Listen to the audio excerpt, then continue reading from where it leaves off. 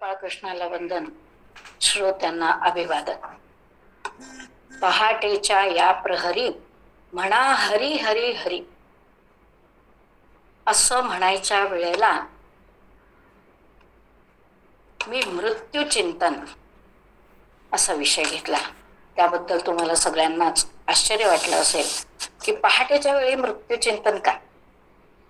खरं म्हणजे पहाट होऊन सकाळ होऊन अनेक वर्ष झाली.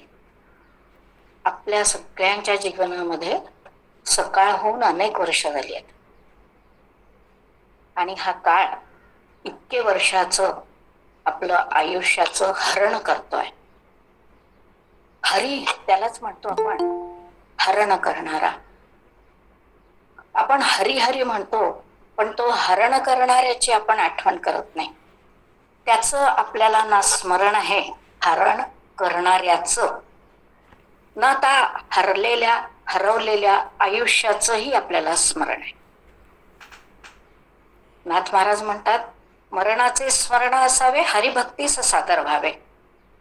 त्या हरीचं स्मरण करायचं आहे जो आपल्या आयुष्याचंही हरण करतो आहे, पण त्या हरण होताना त्या हरीचं स्मरण ठेवायचं आहे.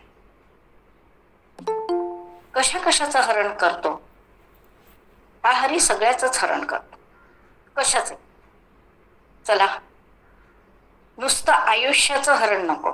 त्या आयुष्यात आपण आतापर्यंत जे जे जमवलंय त्याही अनेक गोष्टींचं हरण करण्यास आपण त्याला सांगूया आणि विनंती करूया की त्यासाठी आमच्या प्रयत्नांना यश दे. घाबरू नका, तो खूप श्रीमंत आहे, त्याला तुमची कोणतीही ऐहिक गोष्ट नको आहे.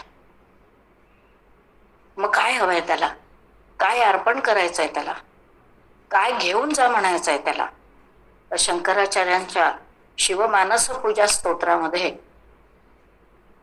भक्त भगवंताची पूजा करतोय. पूर्ण षोडशोपचार पूजा झाली तेव्हा भगवंत म्हणतात, तू काय दिलंस मला? भक्त म्हणतो, सगळंच दिलं. एवढी षोडशोपचार पूजा केली, छान सुवासिक पाण्याने आंघोळ घातली.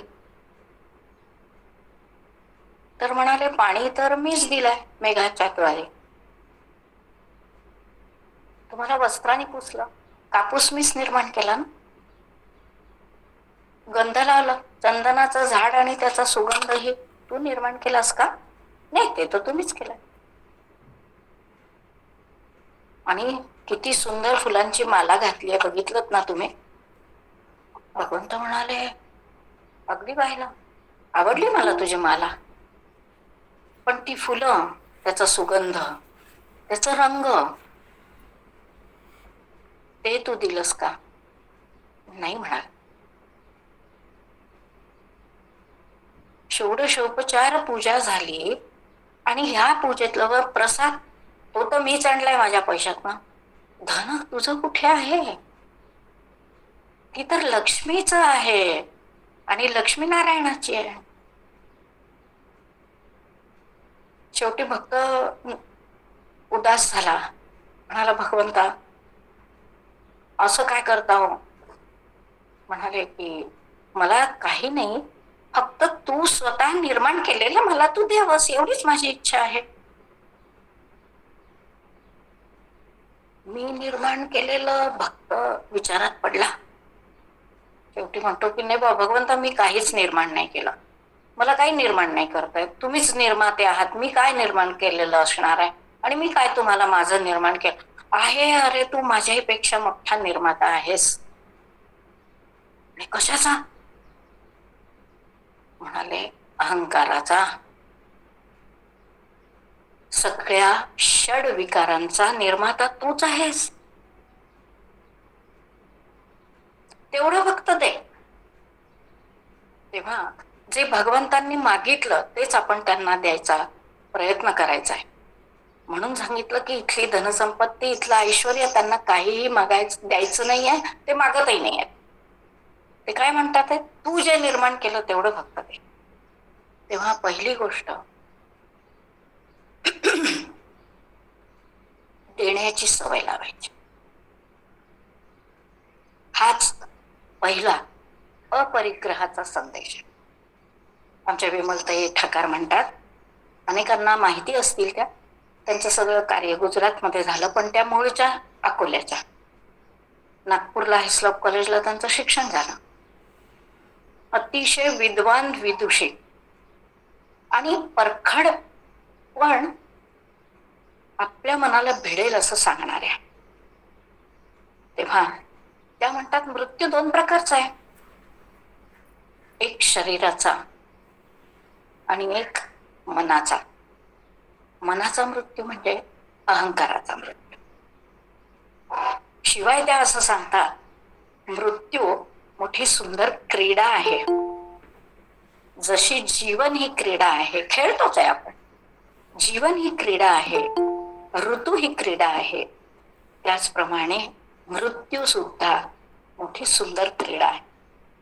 त्यांचं ते वाक्य वाचलं आणि मी त्यांच्या प्रेमात पडले. त्या म्हणतात, जीवनम इन्नुरंत्यम मरणम इन्नुरंत्यम ग्रीष्म इन्नुरंत्यम वसंत इन्नुरंत्यम. सगळे ऋतू रंत्यम म्हणजे रमणीय. सगळे ऋतू जसे रमणीय आहेत, त्याचप्रमाणे त्यामुळेच जीवनही रमणीय आहे आणि मृत्यूही रमणीय आहे. त्याच्याशी क्रीडा करायची आहे. दोन भाव जीवनामध्ये मुख्य आहेत, एक म्हणजे अहमभाव आणि दुसरा आहे ममभाव, म्हणजे मी आणि माझ. एक दिवस आतापर्यंत नसेल केलं तर, आणि आधी केलं असेल तर फारच चांगली गोष्ट आहे. एक दिवस असं घालवून पाहायचं आहे की पूर्ण दिवसात बोलण्याच्या एकाही वाक्यात मी आणि माझं हा शब्द येणार नाही. प्रयोग करून बघायचा. कशासाठी करायचा आहे हा प्रयोग? कारण मी आणि माझं हा मानवी मनाचा आहार बनलाय. आहार म्हणजे खाणं एवढं नव्हे, म्हणजे जिभेने खाणं, तोंडाने खाणं म्हणजे आहार आहे असं नाही. सर्व पंच ज्ञानेंद्रिय, पंच कर्मेंद्रिय आणि 11वं मन, हे सगळे आहार आपापले करत असतात. तेव्हा मनाचा आहार आहे मी आणि माझा. या मी आणि माझानी मन पुष्ट होत जात. पण आपले ऋषीमुनी, आपले वेद, आपलं शास्त्र हे आपल्याला ह्याच्या पलीकडे जायला सांगत नाही आहेत बरं. कधी? पहिली 25 वर्ष, वयाची पहिली 25 वर्ष ह्या मीचीच जोपासना करायची. ती बलोपासना असेल, ती विद्येची उपासना असेल, ती अत्यंत प्रखरतेने करायची. पहिली 25 वर्ष मम भावाचं जतन, मीच जतन, आणि जतन आणि वर्धन सुद्धा. पण मर्यादा घालून दिली आहे की वयाची पहिली 25 वर्ष. मग दुसरी 25 वर्ष, 50 वर्षापर्यंत, 25 पासून 50 पर्यंत ही 25 वर्ष, ज्यात आपण गृहस्थाश्रमी असतो, ही 25 वर्ष मम भावाची उपासना आहे. पहिली 25 वर्ष मी भावाची उपासना, दुसरी 25 वर्ष मम भावाची उपासना, आणि अत्यंत शास्त्रशुद्ध आणि वैज्ञानिक दृष्टिकोन ह्या वैदिक परंपरेमध्ये सांगितलेला आहे बरं. या 50 वर्षामध्ये पूर्ण वयाच्या माझं घर, माझा संसार, मुलं बाळ, माझे नातेवाईक, माझी नोकरी, माझी प्रतिष्ठा, माझं सगळं माझेपण, याचंच धारण पोषण आणि विस्तार हे या 50 वर्षापर्यंत करायचं आहे. पुरे नाही झालं का हो? 50 वर्ष पुरेशी नाही झाली. आणि पुन्हा शास्त्र सांगत आहे की हे जे काय 50 वर्ष धारण पोषण आणि विस्तार करायचा आहे, तो सगळा मानवोचित करायचं आहे. पशुवत नाही किंवा असुरवत नाही. दिसलं की घाल झडप नाही. माझ्या पुरतं मला जरूर कमवायचं आहे, त्याचा विस्तारही करायचा, पण कसा? माणुसकीनी, मानवोचित अंगाने याचा विस्तार करायचा आहे. कोणाला दुखवून, कोणाचं ओरबाडून. ईशावास्य उपनिषद सांगते, मा गृधक कस्य स्वित धनम. कोणाचंही धन, याचा अर्थ काहीही, गिधाडासारखं झडप घालून घ्यायचं नाही, ओरबाडून घ्यायचं नाही. तेव्हा हा झाला जीवनाचा दुसरा टप्पा. आता जीवनाच्या तिसऱ्या टप्प्याकडे यायचं आहे. झालं नाही का हो एवढं? नाही. आता जीवनाचा तिसरा टप्पा काय आहे? ज्या भगवंताच्या कृपेने आपण 50 पार केली, आता त्याच भगवंताच्या कृपेने आपल्याला मृत्यूला पण सामोरं जायचं आहे. जो जन्माला आला त्याला मृत्यू आहेच. माऊली म्हणतात ते उपजे ते नाशे. जे जे काही उपजलेलं दिसतं आहे, जे जे काही उत्पन्न झालेलं दिसतं आहे, ते सगळं नाश पावणार आहे. आणि म्हणून त्या मृत्यूची उपेक्षा न करता त्या मृत्यूची ओळख करून घ्यायची. आतापर्यंत ठीक आहे, खूप धामधुमीत संसार केलाय, त्या मृत्यूकडे बघायला वेळही नाही मिळाला, काही हरकत नाही. अजून पुढची 25 वर्ष भगवंतांनी तुम्हाला बोनस दिलाय. तेव्हा आता त्यासाठी मृत्यूची उपेक्षा न करता त्याची ओळख करून घ्यायची, जवळून ओळख करून घ्यायची. आतापर्यंत ओळख नव्हती का? होती. आपले नातेवाईक असू दे, वाडवडील असू दे, आसपासचे असू दे, हे आजपर्यंत कोणीच मृत्यू नाही पावले का? पावले. त्यांचा मृत्यू आम्ही बघितला, त्यांच्या मृत्यूने आम्ही हल्लो, पण ते आमचं हलणं कसं होतं? त्याला स्मशान वैराग्य म्हटलंय. कबीरांकडे एक जण आले, त्यांना कबीरांशी बोलायचं होतं, पण कबीर घरीच नव्हते. दुसऱ्यांदा आले, तिसऱ्यांदा आले. तेव्हा त्यांनी विचारलं की कुठे गेलेत कबीर? तर त्यांना उत्तर मिळालं, स्मशानात. मला त्यांना भेटायचंय. स्मशानात जा. अहो पण मी आजपर्यंत कधी कबीरांना बघितलंच नाही, मी त्यांना ओळखू कसा? तेव्हा त्यांनी सांगितलं, एकच खूण आहे, स्मशानात जाताना सगळ्यांच्या डोक्यावर तुम्हाला पगड्या दिसतील, परत येताना ज्याच्या डोक्यावर पगडी असेल ते कबीर आहेत असं समज.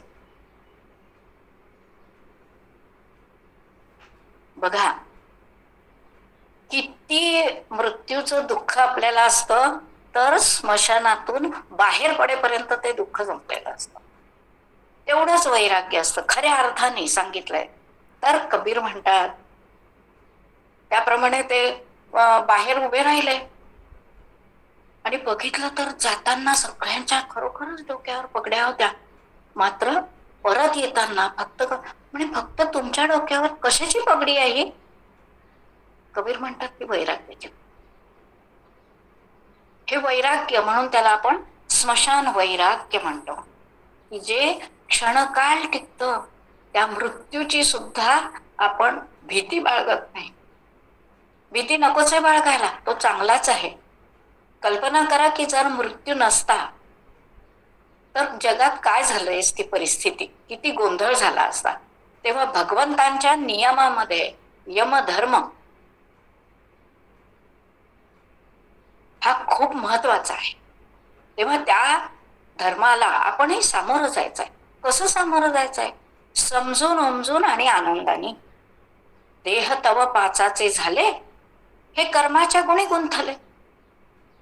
माऊलींच्या ओव्या इतक्या सुंदर आहेत ना.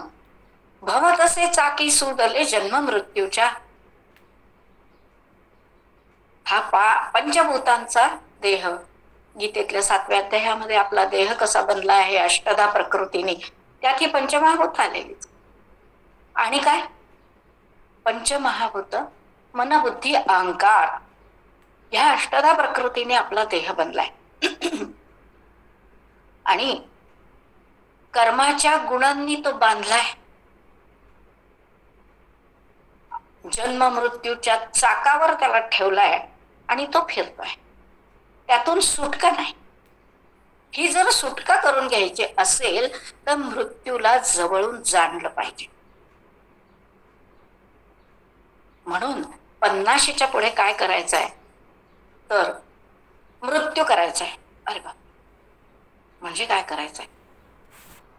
अहम भाव आणि मम भाव यांचं विसर्जन हाच मृत्यू आहे. आपण स्वतःला लोपवून टाकायचं आहे. कसं? पाण्यासारखं. पाणी तेरा रंग कैसा जिसमें मिलाय वैसा. कुठेही गेलो तरी सहज ऍडजस्ट होऊन जायचं. आता आपल्या आवडीनिवडी चवीढवी काहीही बोलायचं नाहीये. हे अहम भावाचं मी असं करत होतं बोलायचंच नाहीये. आता 50च्या पुढे त्या मी भावाला आणि मम भावाला स्थान द्यायचं नाहीये. त्याचं विसर्जन करायचंय म्हणजेच मृत्यू. तुकाराम महाराज म्हणतात आपुले मरण पाहिले म्या डोळा. याचा अर्थ काय आहे? मी माझ्या डोळ्यांनी माझं मरण कसं पाहीन? हे मानसिक मरण आहे. दुसरं शारीरिक मरण आहे. आणि मानसिक मरण माझं मी पाहू शकतो, मात्र मला त्याचा अभ्यास करावा लागला. आजपर्यंत झाला तेवढा बाजार पुरे झाला, खूप विस्तार झाला. आता दुकान गुंडाळायला लागायचं. क्रीडा करायला पहिली 50 वर्ष दिली आहेत भगवंतांनी. आता ती क्रीडा आवरायची आहे. ती आवरली नाही तर ती क्रीडा होणार नाही. ते केवळ जगणं, ओढणं, लोढणं असं होईल. सचिन तेंडुलकरने म्हटलं मी बॅट सोडणारच नाही, मग ती क्रीडा नाही होणार. त्याला केव्हा तरी ती बॅट सोडावी लागते, केव्हा तरी फिल्डिंग करावी लागते. हे जसे 2 भाग आहेत तसंच आयुष्याचं आहे. आजपर्यंत आपण बॅटिंग केली आहे, आता फिल्डिंगला जायचं, मागे जायचंय. पूर्वी मला आठवतं प्रवासामध्ये, आपण सगळे साधारण एकाच वयाचे आहोत, आठवत असेल तुम्हालाही की पूर्वी प्रवासामध्ये ट्रंक नावाचा प्रकार असायचा. मग सुटकेस आल्या, पण आधी ट्रंक असायचे आणि त्या ट्रंकेसोबत एक होल्डॉल असायचा. आपली जागा पाहून आपण बसलं की तो होल्डॉल पसरायचा असायचा. आणि आपल्याला उतरायचं गाव जवळ आलं की तो होल्ड ऑल बांधून टाकायचा. खूप सुंदर कल्पना आहे की आयुष्याचा होल्ड ऑल पसरला, 50 वर्ष विस्तार केला.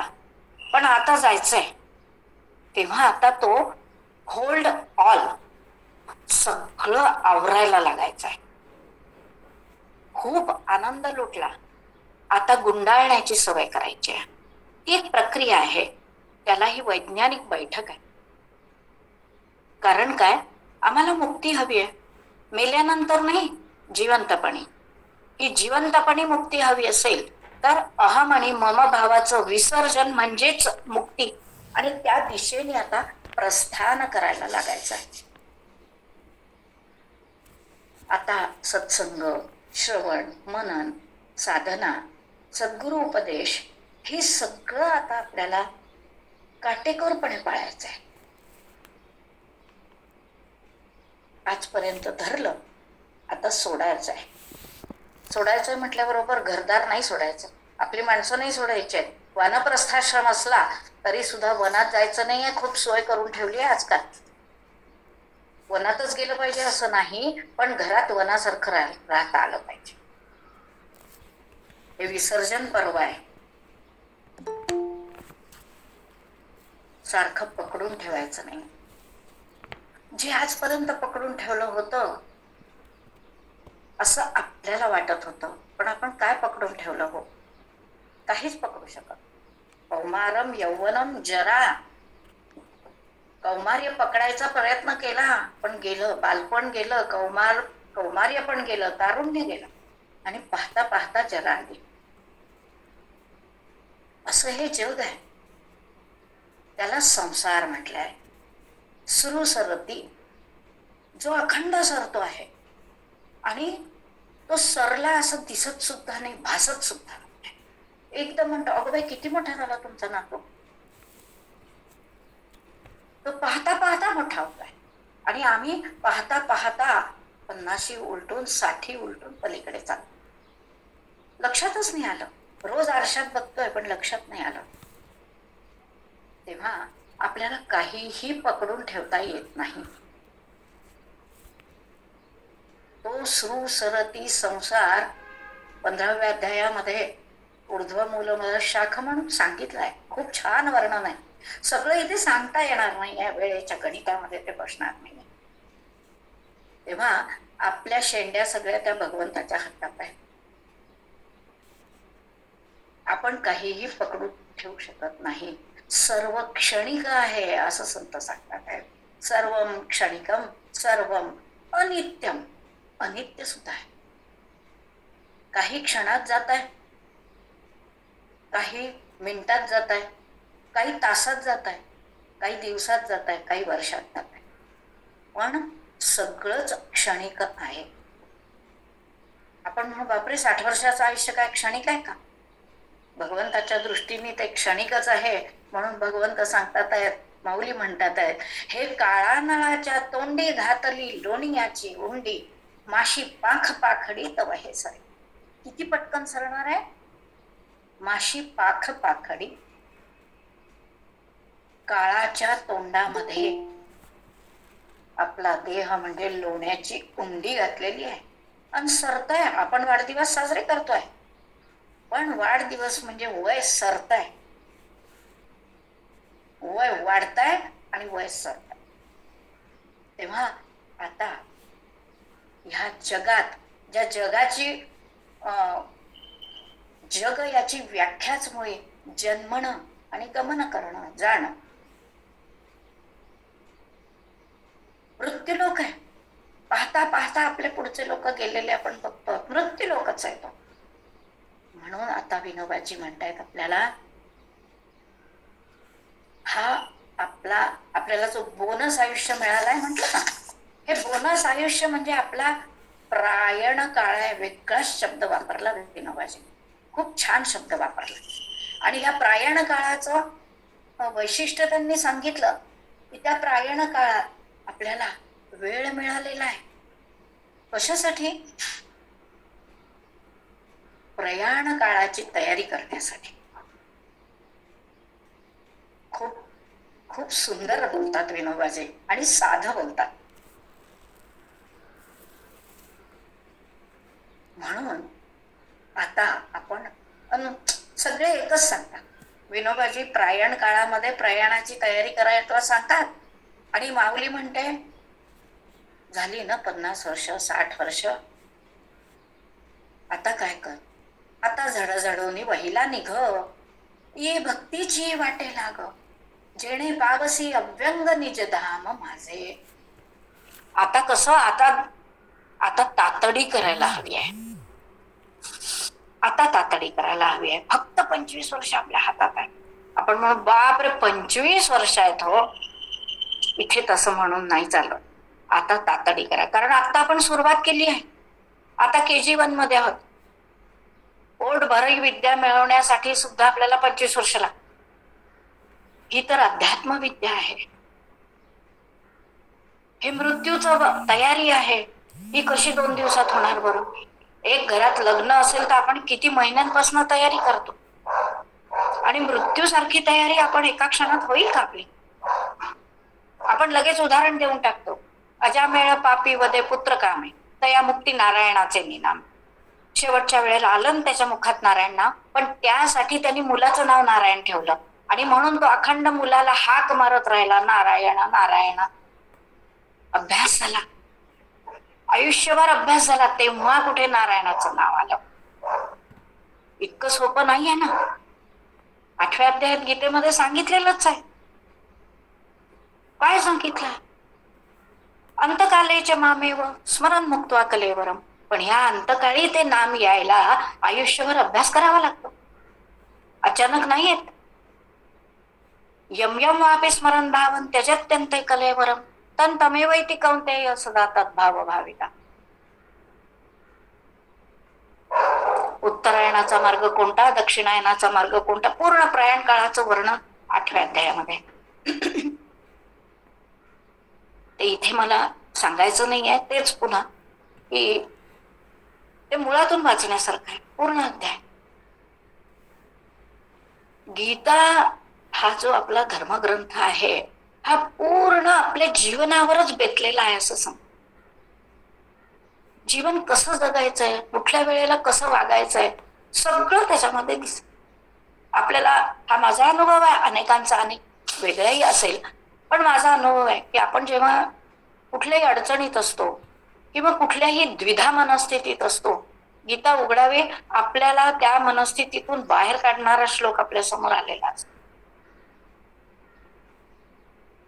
तेव्हा सगळी मंडळी, संत मंडळी, धर्मग्रंथ, दासबोध असो, ज्ञानेश्वरी असो, सगळे आपल्याला तेच सांगतात आहेत, समर्थ सांगतात आहेत. घटका गेली, पळे गेली, तास वाजे ठणाणा, आयुष्याचा नाश होतो राम कार्य म्हणाना. तेव्हा आता तरी आपल्याला या मृत्यूचं चिंतन करायचं आहे. आजपर्यंत संग्रह केला. संग्रह शब्दाचा अर्थ, सगळे संस्कृतचे विद्वान आहेत तिथे. सम्यक ग्रहणम इति संग्रह, सम्यक ग्रहण करायचंय, योग्य, धर्मयुक्त. तुम्ही किती ग्रहण करता, कितीही ग्रहण करा, पण कसं करायचंय, धर्मयुक्त करायचंय. म्हणून पुरुषार्थामध्ये पहिला पुरुषार्थ धर्म सांगितलाय. जे कमवाल, जे संग्रह कराल, तो कसा कराल, धर्मानी युक्त असलेला करा. आजचा संग्रह त्यात येत नाही बरं. राजकारणी लोकांचे जे काय संग्रह आहेत ते पाहून डोळे फाटायची वेळ येते. कशासाठी एवढा संग्रह, पण तो आपला विषय नाही. त्यामुळे धर्माने युक्त असलेला संग्रह करायचा आहे, भरपूर करा, कशालाही ना नाहीये. सगळ्या जीवनाचा आनंद घ्या. भगवंत, अरे सगळी सृष्टी भगवंतांनी आपल्यासाठीच आनंद घेण्यासाठी उपलब्ध करून दिली आहे. विविध रंगी, विविध ढंगी. बरोबर मे महिना आला की आंब्याला मोहर येईल, त्याचा सुगंध तुम्हाला येईल. ते आंबे कसे होतात त्या मोहराचे, हा पाहणं सुद्धा एक आनंदाचा क्षण आहे.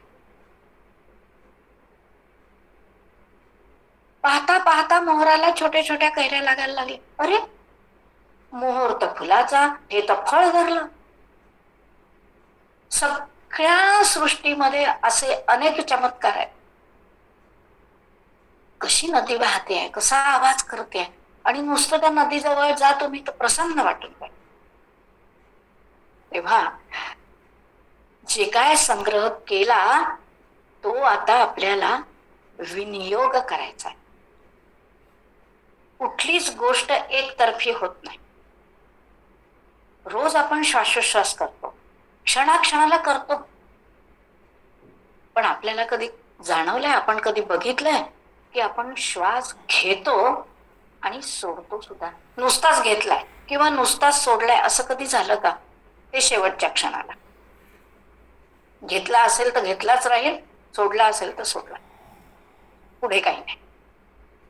पण म्हणून संसारातही नुसतं घेणं नाही, त्यासोबत देणं शिकायचं आहे. आजपर्यंत अहमभाव ममभाव पोचला, आता रसिकतेने त्याचा आस्वादही घेतला, तेव्हा आता त्याचं विसर्जन.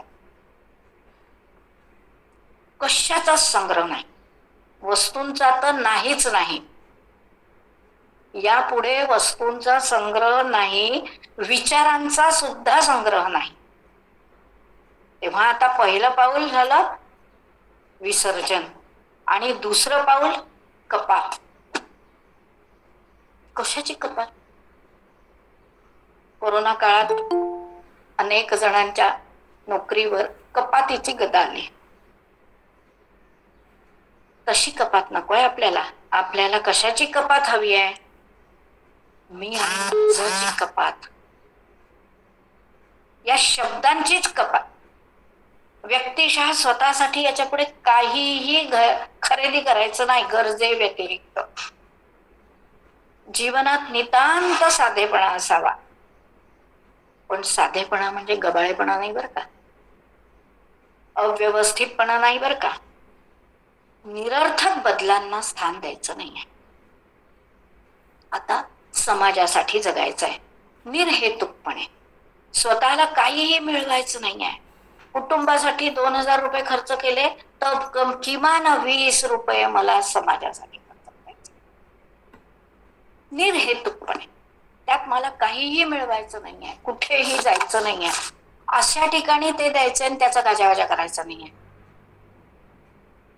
आम्ही काय गाजावाजा नाही करत हो, फक्त आम्ही कुठे दिलं तुम्हालाही द्यायला प्रवृत्त व्हावे तुम्ही, म्हणून आम्ही तुम्हाला सांगतो. काही आवश्यकता नाहीये, प्रत्येक जण आपल्या कुवतीनुसार दे.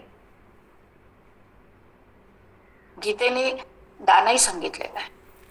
त्या दानाचे 3 प्रकारही सांगून टाकले आहेत 17व्या अध्यायात. दातव्यमिति यद्दानं दीयते नुपकारिणे देशे काले च पात्रे च तद्दानं सात्विकं श्रुतम्. दान म्हणजे काय आहे? वाटून घेणं, शेअरिंग आहे. एवढ्या आसक्तीने पोचलेलं शरीर शेवटी चितेतच जळून जाणार आहे. म्हणून ते जळून जाण्याच्या आधी कोणाच्या उपयोगी पडायचं असेल तर पडून घ्या. सिकंदराची गोष्ट जगत जेता होता, त्याची गोष्ट सगळ्यांना माहिती आहे. जग जिंकलं, पण 2 श्वास ते मात्र तो जिंकू शकला नाही, कोणाकडनं घेऊ शकला नाही, कोणी त्याला उधारीवर देऊ शकलं नाही. म्हणून त्यांनी सांगितलं, मी मेल्यानंतर माझे हात तळवे उघडे ठेवा आकाशाकडे.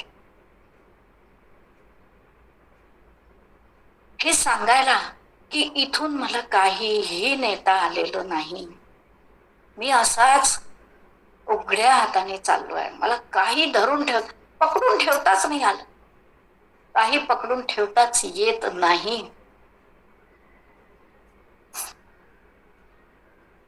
म्हणून जे आहे ते आता वाटून टाका. अगदी खरं सांगू का, आपण हे सगळं कोणासाठी जमवलं? आपल्या स्वतःसाठी तर जमवलंच, पण नंतर आपल्या मुलांना उपयोगी पडेल. आज परिस्थिती अशी असते की मुलांना आपल्या घरातलं काहीही नको असतं. वस्तू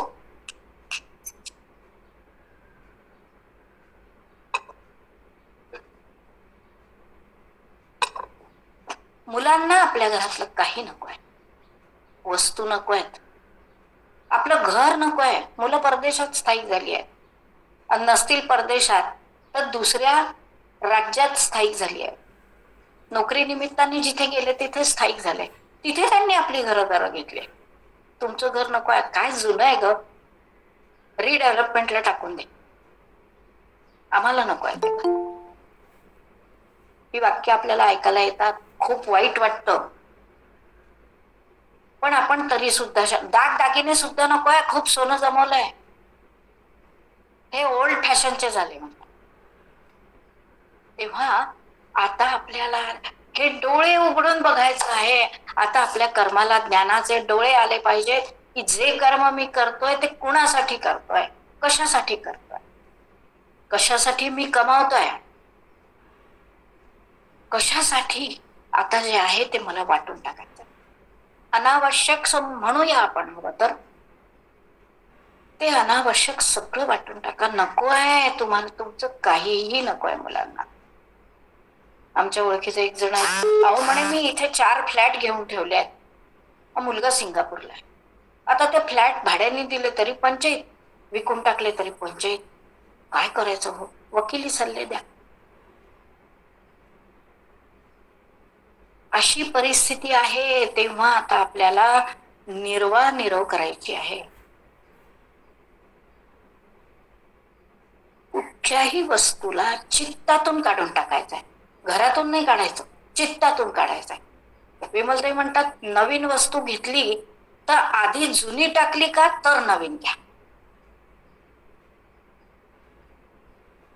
आणि 6 महिने घरातल्या ज्या वस्तूला हात लागला नसेल, विचार न करता ती उचला आणि टाकून, याचा अर्थ तुम्हाला त्याची गरज नाही आहे. लॉकर मधल्या वस्तू तर 6 महिने काय, वर्षोनवर्ष अनेक ठिकाणी हातही लागत नाही. असो, पण आता निर्वानिरव करायची. तेव्हा त्याग तो चित्तातून करायचा, मनातून करायचा. मला मधुमेह आहे, मी गोड वस्तूचा त्याग केलाय, एकदम खोटी गोष्ट आहे, एकदम खोटी. असा त्याग अपेक्षित नाही. तुला सगळं चालतंय आणि तरी तू आपल्या मनावर नियंत्रण यावं म्हणून काही सोडलाय, त्याला त्याग. तेव्हा पूर्ण विसर्जन, मनातूनही विसर्जन, चित्तातून विसर्जन. शरीराचा मृत्यू नंतर येईल, पण आधी मनाने आपला मृत्यू घडवून आणायचा आहे. आणि त्यासाठी बस एकच गोष्ट आहे, मी आणि माझं याचं विस्मरण. खरं म्हणजे आपल्याला मृत्यूच विस्मरण होतं, म्हणून हेच चिंतेची बाब होते आणि सगळं आयुष्य त्या चिंतेमध्ये आपण घालवतो. मृत्यूचं विस्मरण हीच खरं म्हणजे चिंतेची जननी आहे. नाही तर चिंतेचं कारणच काय आहे खरं म्हणजे? आपल्याला काहीच कारण नाही. वर्तमानात जगायचंय, भविष्याचंही नाही, भूतकाळाचं तर बोलायचं सुद्धा नाही. आम्ही असं केलं बोलायचंच नाहीये. अशी उदाहरणं आहेत. आमच्या संत मावशी आहेत, ज्ञानेश्वरी, दासबोध सगळं शिकवत असत. एका क्षणाला नागपूर सोडून गेल्या, पुण्याला स्थायिक झाल्या. मावशींकडे गेलो, झाल्या का ओळखी पाळखी? कशाला अगं, ओळखी पाळखी वाढवायला इथे आलेच नाही आम्ही. एका रस्त्याने फिरायला सुद्धा मी दुसऱ्यांदा जात नाही. हा का बरं मावशी, कशाला? मग त्यांनी विचार, अरे वा नवीन आल्या वाटतं, काय नाव तुमचं, तुम्ही काय करत होत्या, कुठून? बिलकुल या प्रश्नांना हे जे आहे ना, हेच मी आणि माझेच रिसर्च. इथे कोणाला माहिती नाही आम्ही दासबोध ज्ञानेश्वरी सांगत होते म्हणून. काही सांगायचं नाही, कशाला सांगायचं, आपलं आपल्यात छान राहायचं. अशी आदर्श आजही आहेत. आपण म्हणू हे सगळं कठीण आहे, नाही आहे. हे सोपं करून ज्यांनी आपल्या वागण्यातून, आचरणातून दाखवले. तेव्हा मृत्यू म्हणजे अहंकाराचं दीर्घ मौन. मी काय होते बोलायचंच नाहीये, माझं काय होतं बोलायचंच नाहीये. खूप विमलताईंचं काही काही शब्द असे छान आहेत की मृत्यू म्हणजे अहंकाराचं दीर्घ मौन. विचार केल्यावर असं वाटतं की अरे हो, खरंच आहे. आता माझं बोलायचंच नाही ना, काही अहंकाराचं गोष्टच नाही काढायची कुठलीच. सोडलं सोडलं, संपलं. पुन्हा तिकडे श्रीकृष्णाचा आदर्श आहे, जे सोडलं ते सोडलं, त्याचं पुन्हा नाव नाही घ्यायचं, त्याची काही आसक्ती ठेवायची नाही. हा सगळा माझाचा आग्रह मोडून टाकायचा आहे. माझी मूल्य अशी, माझे मत असं सगळं सोडून द्यायचं. कोणी विचारत नाहीये तुमच्या मताला. म्हणून श्रीकृष्णाने गीतेत पहिल्यांदाच सांगितलं, विचारल्याशिवाय बोलू नका. ज्या क्षणी अर्जुन म्हणतो शिष्यस्तेहम शाधिमाम त्वाम प्रपन्नम, त्यानंतर भगवंत बोलायला लागला. पण आपण अशी, आपल्याला असं वाटतं गीता गीता धार्मिक ग्रंथ, अरे नाही, रोजच्या जीवनात कसं वागायचं याचा ग्रंथ आहे तो. काही दूर नाहीये. जीवन आणि अध्यात्म काही दूर नाहीये, उलट अगदी लागून आहे. आपल्या जगण्याला परमार्थाचा अस्तर हवाय, ते असलं की आपलं जगणं सुंदर होऊन जाणार आहे. तसंही आपण सकाळी रोज जिवंत होतो आणि रात्री मृत्यू पावतोच की नाही. आणि त्या रात्री झोपेमध्ये आपण कुठे मी माझं म्हणत असतो, काहीच बोलत नसतो. बस तसं हे दीर्घ मौन आहे, ही दीर्घ झोप आहे. अव्यक्तादीनी भूतानी व्यक्त मध्यानी भारत. अरे काही काळापुरता तू व्यक्त झालायस, याच्या आधी तू कुठे होतास तुला माहित नाही, याच्या नंतर तू कुठे जाणार आहेस, कोण होणार आहेस तुला माहित नाही. हा जो काय काळ त्याच्यातच एवढी टिचपिच, पण ती आपण करत असतो सहजतेने. तो आपला स्वभाव झालेला असतो मी माझं सांगण्याचा. त्यामुळे आता खूप प्रयत्न करूनही जेव्हा आपल्याला जमत नाही, विमलताईंच्याकडे भेटीला जेव्हा आम्ही गेलो माउंट आबूला, असं बोलण्यामध्ये निघालं, तर म्हटलं पण विमलताई हे नाही ना, शक्यच होत नाही, हे जमतच नाही. अगं अगदी सोपी गोष्ट सांगते म्हणे मी तुला, सोपा उपाय आहे. सोपं म्हटलं की आपल्याला खूप छान वाटतं. गीतेमध्ये वारंवार ज्ञानोबा ज्ञानेश्वरी मध्ये म्हणतात, अर्जुन म्हणतो सोहप असेल ते सांग. तसं विमलताईंनी आम्हाला सोहप गोष्ट सांग. रोज रात्री झोपताना आपल्या घरात जितक्या खोल्या असतील त्या सगळ्या खोल्यांमधनं हात जोडून फिरायचा आणि म्हणायचं यातली एकही वस्तू मला माझ्यासोबत येणार नाही. तेव्हा भगवंता याची आसक्ती माझ्यातनं काढून टाक. असं प्रत्येक खोलीत, अगदी मुलं झोपली असतील, बायको झोपली असेल, तरी सगळ्या घरात जाऊन प्रत्येक खोलीमध्ये जाऊन हेच वाक्य म्हणायचं, अगदी मनापासून म्हणायचं. एवढं म्हणायला 2 मिनिटं सुद्धा लागत नाही, पण आसक्ती जरूर निघून जायला मदत होते. हे नेता येणार नाहीये. याचं कारण, एवढे परदेश दौरे करता तुम्ही आणि याचं कारण विचारता, म्हणजे काय म्हणावं. परदेश दौरा करायचा असेल तर तिथली करन्सी घ्यावी लागते की नाही, आपली करन्सी तिथे चालत नाही. तसं भगवंताकडे जायला ह्या करन्सीची गरजच नाहीये. तिथे लागणारे करन्सी संस्काराची, निष्काम कर्माची, सात्विक दानाची, प्रत्येक सात्विक कर्माची, आणि ती करन्सी घेऊन आपल्याला तिथे प्रवेश मिळणार आहे. तेव्हा आता कोणती करन्सी जमवायची हे आपलं आपण ठरवायचं. इंद्रधनुष्याप्रमाणे जीवन रंगीबेरंगी आहे, तसंच त्यात मृत्यूचाही एक छान रंग आहे. त्या मृत्यूला आनंदाने सामोरं जायचं आहे. म्हणून ऋषी म्हणतात, जीवनमिन्नुरंत्यम मरणमिन्नुरंत्यम. सगळंच रमणीय आहे, ते रमणीय करणं आपल्या हातात आहे. आयतं नाही मिळणार आहे, कष्ट करावे लागते. आणि ते जर आपल्याला मिळवायचं असेल कायमचं, रमणीयता जीवनातली आणि मृत्यूतली, त्यासाठी आपल्याला अभ्यास करा. 50 वर्ष रमलो जीवनामध्ये, आता पुढची वर्ष आपल्याला मृत्यूच्या चिंतनात रमायचं आहे. म्हणून सगळं उदास, आता मला काही, मला आता मृत्यू, नाही नाही नाही नाही, रमणीय करायचं आहे. मृत्यूच्या चिंतनात उदास नाही व्हायचंय, तो जितका सुंदर करता येईल तेवढा प्रयत्न करायचा आहे. हा सगळा मानसिक मृत्यू, आपण पहिल्यांदाच बघितलं की 2 मृत्यू आहेत, एक मानसिक मृत्यू, एक शारीरिक मृत्यू. शेवटच्या टप्प्यात आपण शारीरिक मृत्यूकडे वळूया. शरीराने मृत्यू स्वीकारणे, स्वीकारणे. हा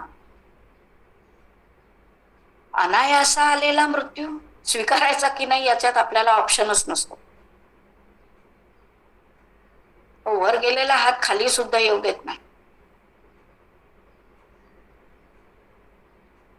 एका वकिलांची गोष्ट सांगतात की त्यांना न्यायला यमाचे दूत आले, तेव्हा ते म्हणे की थांबा थांबा, तुम्ही मला नेऊ शकत नाही. म्हणे का? नाही म्हणे, तुम्ही काय, अहो घर सोडायचं असेल तर आम्ही 4 नोटिसा पाठवतो, तुम्ही कुठे आम्हाला नोटीस दिली? तेव्हा दूतांच्या लक्षात आलं की स्वतः यमधर्मांनाच आता बोलवलं पाहिजे. यम म्हणाले, नोटीस नाही पाठवली का मी? नाही म्हणे. आणि एकदम म्हणे तुमचे दूत मला न्यायला आले. 50 नंतर किती नोटिसा पाठवल्या तुला?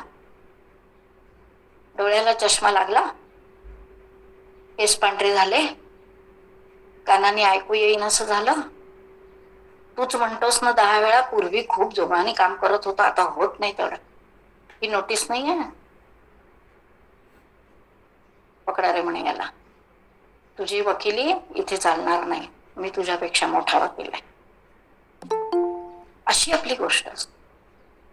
आपल्याला त्या मृत्यूचं भय, सकाळी सकाळी मृत्यूचं नको नको चिंतन, पण ते भल्या पहाटेपासूनच चिंतन करायची गरज आहे.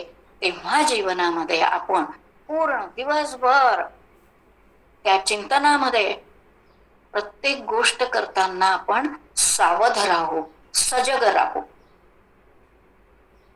बोलताना सजग राहू, वागताना सजग राहू. सावधान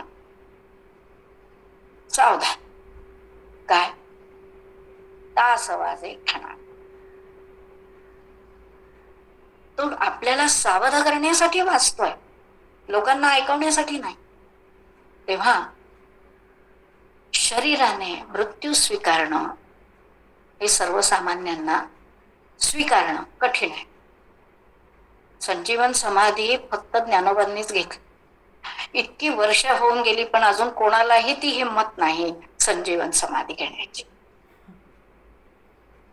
ते ज्ञानोबाच, ते एकमेवा द्वितीयच आहेत, त्यांच्यासारखं कोणीही नाही. मात्र आजच्या काळात त्याच्यापेक्षा थोडं सोपं स्वीकारणारी मंडळी आहेत. ती खरं ऋषी तुल्यच आहेत. सावरकरांनी प्रायोपवेशन केलं आणि ज्या क्षणी त्यांनी प्रायोपवेशनाचं ठरवलं त्या क्षणापासून ते एका निवांत, एका खोलीमध्ये एकांताची त्यांना सवयच होती, आणि एका खोलीमध्ये जाऊन बसले. त्यांची मुलगी प्रभात त्यांना भेटायला आली दिल्लीहून. तेव्हा त्यांनी सांगितलं, उद्या सकाळी 8 वाजता भेटू. आम्हाला तर बापरे जीव खालीवर होऊन गेला असता. होतो आजही, गावात मुलगी असली तर 50 वेळा फोन करतो, दूर असेल तर मग तर 100 वेळा करतो. काही नाही, एवढा मृत्यूला स्वीकारलं होतं. असं स्वीकारणं क्वचितच जमतं. ते सावरकर. आणि त्यानंतर प्रायोपवेशनाने आपली शरीर यात्रा संपवणारे दुसरे विनोबाजी, ते तर ऋषितुल्यच होते. दोघांनाही गीतेचा पूर्ण अभ्यास होता. सांगायचा मतितार्थ माझा हा आहे की जीवनातही गीता आहे, मृत्यूलाही सामोरं जाण्यात साहस देण्यात गीताच आहे. तेव्हा विनोबाजींनी पण आपली शरीर यात्रा तशीच संपवली. तसही विनोबाजी अनेक वर्ष मध पाणीच पित होते. ऐकलं की असं नवल वाटतं या लोकांचं की इतकं कठीण कसं काय जमतं यांना. पण मनाचा निग्रह, ते जमल्याशिवाय हे सगळं जमणं कठीण आहे. आमच्या परिचयातल्या एक जण होत्या मावशी, अगदी साधं जीवन, 4थी शिकलेले, मुलं खूप शिकली, परदेशात गेली, मग आईला परदेशात घेऊन जायला लागले. एका विशिष्ट वयानंतर त्यांनी मुलांसमोर पासपोर्ट फाडून टाकला. यापुढे मी तुमच्याकडे येणार नाही, तुम्हाला गरज असेल, तुम्हाला आईची आठवण असेल, तुम्ही या, मी येणार नाही. मी एकटी राहीन. एकट्या राहिल्या निग्रहाने.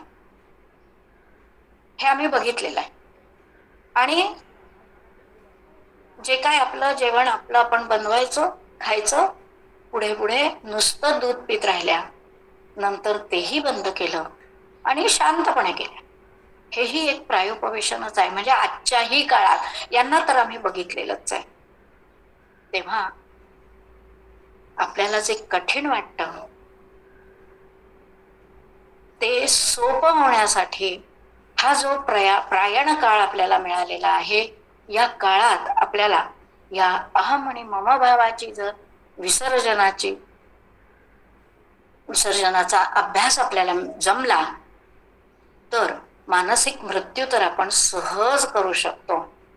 शारीरिक मृत्यू भगवंताला द्यायचं तेव्हा तो देईल, तो आपल्या हातात नाही, पण त्याला सामोरं जायला आम्ही तयार आहोत.